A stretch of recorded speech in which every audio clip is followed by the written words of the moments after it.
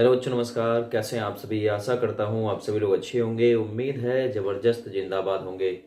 UP police 60,244 भर्ती, जिसमें 17 व 18 फरवरी को 4 शिफ्ट में आपका एग्ज़ाम 12-12 लाख के हिसाब से कराया गया, क्योंकि इसमें आवेदन करने वालों की संख्या लगभग 50 लाख थी और जो एग्ज़ाम में बैठे वो लगभग 48 लाख कैंडिडेट थे।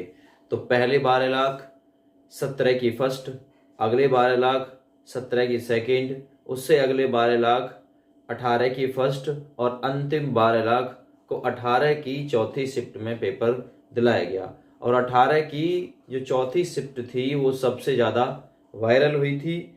पहले ही लगभग 10 दिन पहले शिफ्ट तो सारी ही वायरल हो गई थी, क्योंकि जो राजीव नयन नाम का कैंडिडेट निकल के सामने आया है उसके पास में ये सभी शिफ्ट के पेपर लगभग 10 दिन पहले पहुंच गए थे।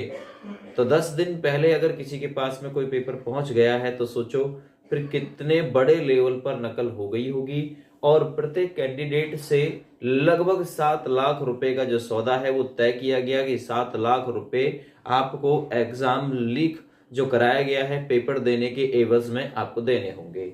इसी प्रकार से राजीव नयन के द्वारा ये खुलासा हुआ है कि लगभग 30 करोड़ रुपए का जो घोटाला है वो किया गया है।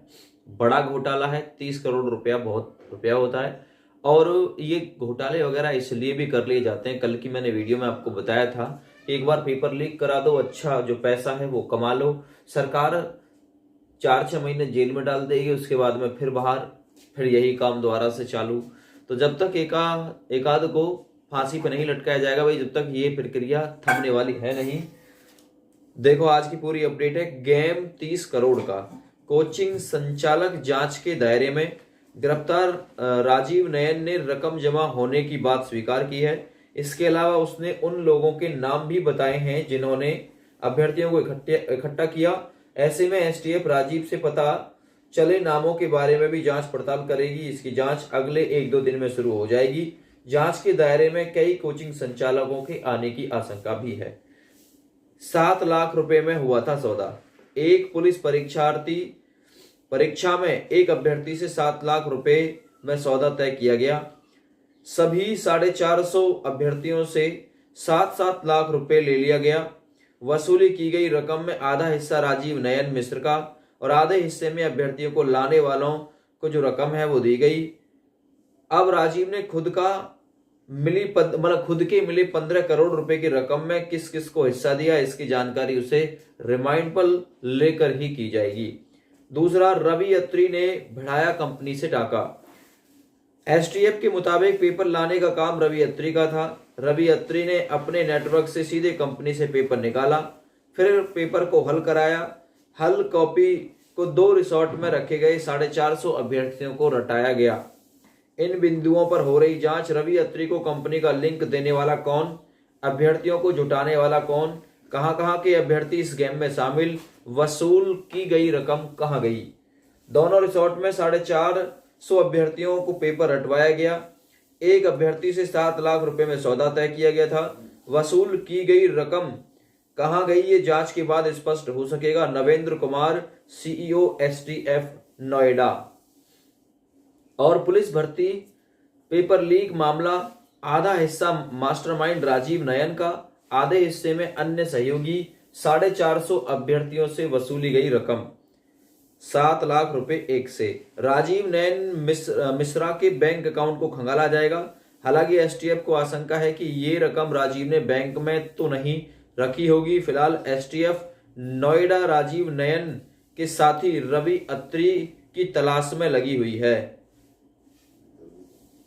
अभ्यर्थियों को रटाया गया पेपर। पुलिस भर्ती परीक्षा में सेंध लगाने के लिए राजीव नयन मिश्रा ने ही पूरा प्लान 2 पार्ट में बनाया था। प्लान पार्ट 1 के मुताबिक पेपर सीधे छापने वाली कंपनी से लेने की जुगत की गई। इसके बाद नोएडा की रवि अत्री ने जिम्मेदारी ली। इसके तहत अहमदाबाद की company transport corporation of India private limited से पेपर हासिल किया गया।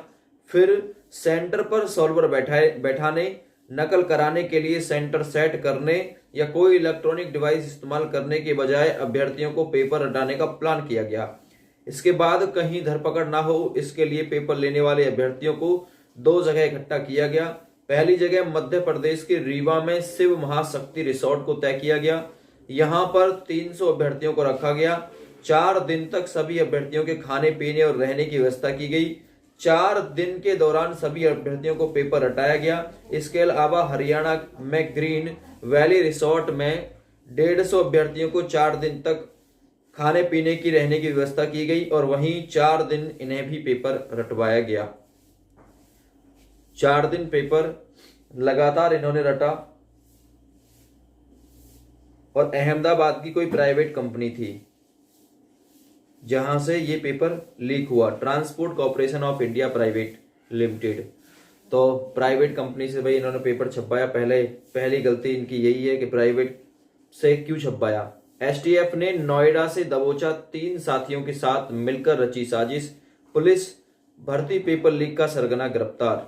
आरओ परीक्षा के पेपर लीक में भी राजीव का नाम, एक और की तलाश जारी।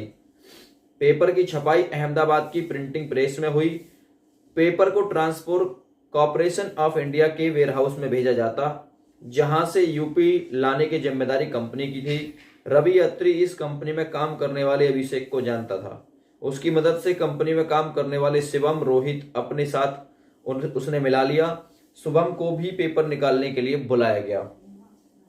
वर्ष 2014 में राजीव ने ई-शॉप कंसल्टेंटी सर्विस प्राइवेट लिमिटेड नाम से कंपनी खोली। यह कंपनी एडमिशन कराने व मैन पावर उपलब्ध कराने का काम करती है। 2016 में सैम्बोल टेक्नोलॉजी प्राइवेट लिमिटेड कंपनी खोली। यह भी एडमिशन का काम करती है।